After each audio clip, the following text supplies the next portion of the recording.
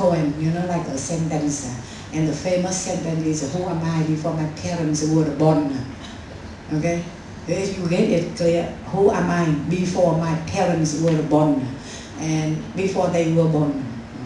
So you get that sentence and you ponder, meditate against the wall and ponder until you touch so. And you go and tell the master, who am I before my parents were born? And more often that is always the wrong answer anyway. Or how can you clap with one hand?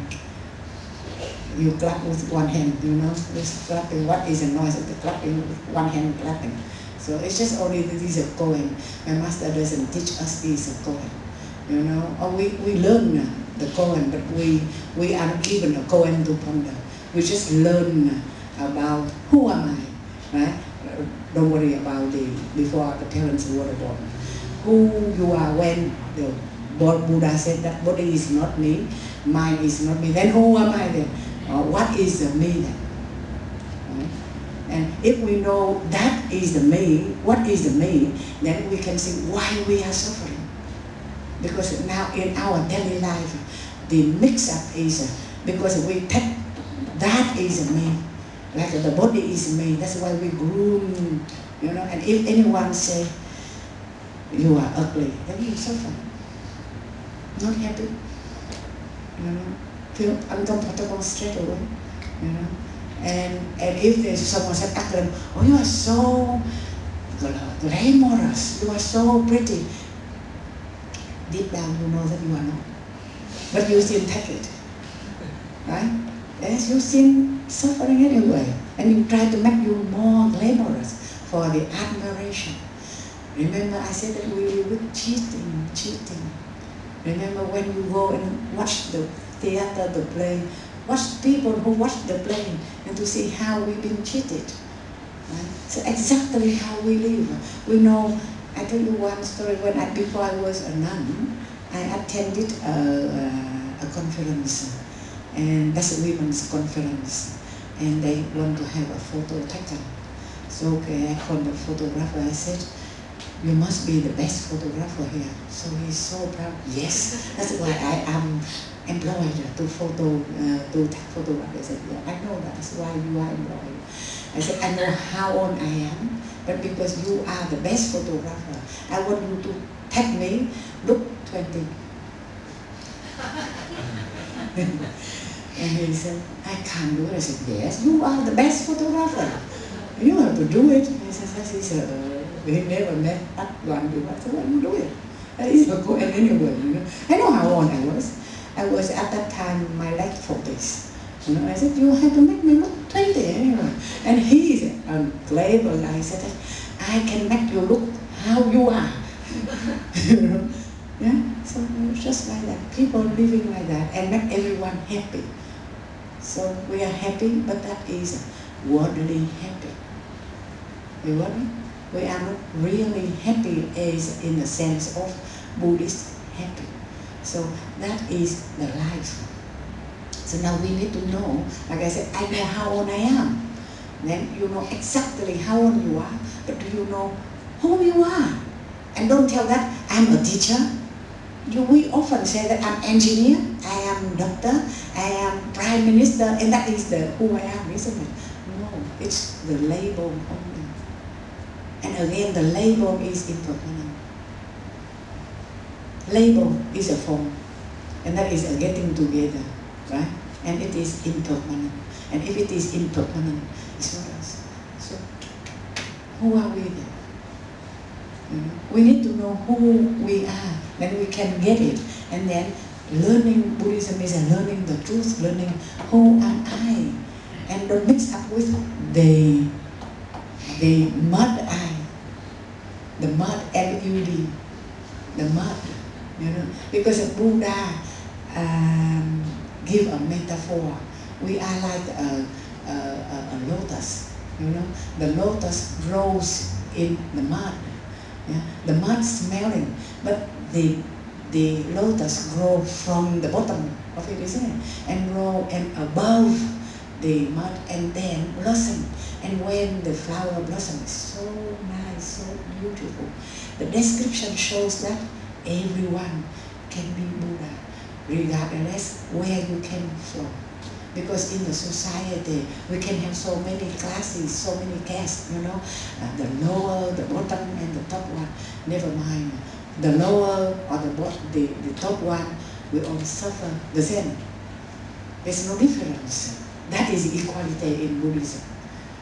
They, no matter how rich they are, how powerful they are, how much top they are, they still suffer the same like us suffering here. Because everyone suffer when we were born.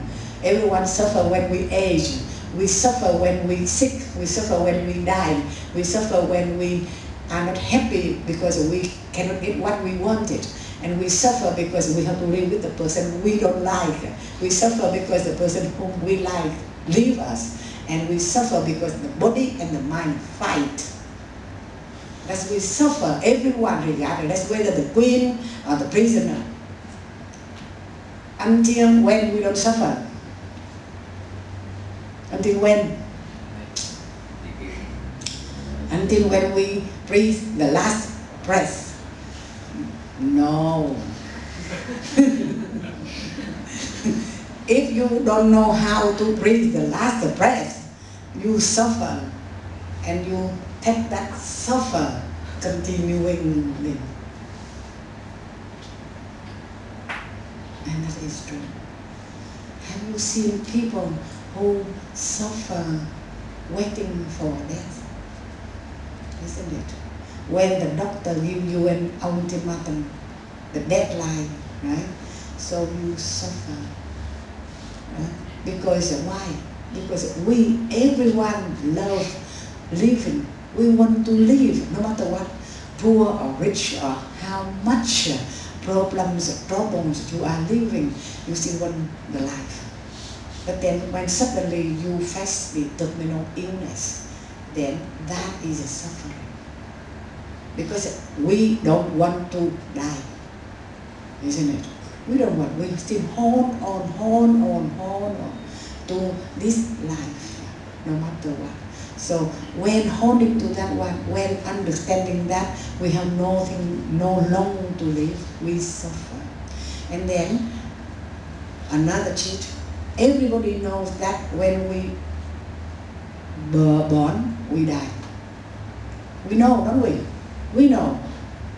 But we still do not accept that death comes to us so early. Death comes to the neighbor, not me. Why me? Always put that question, why me? And particularly when the person is young, why me? So soon. I haven't got enough. So that is the suffering. Death is a certain, we know. But how to die is not certain. We don't know. And because of, and again, we live in the, Buddha said, inverted, Tien Tao. Because thing we know, we worry.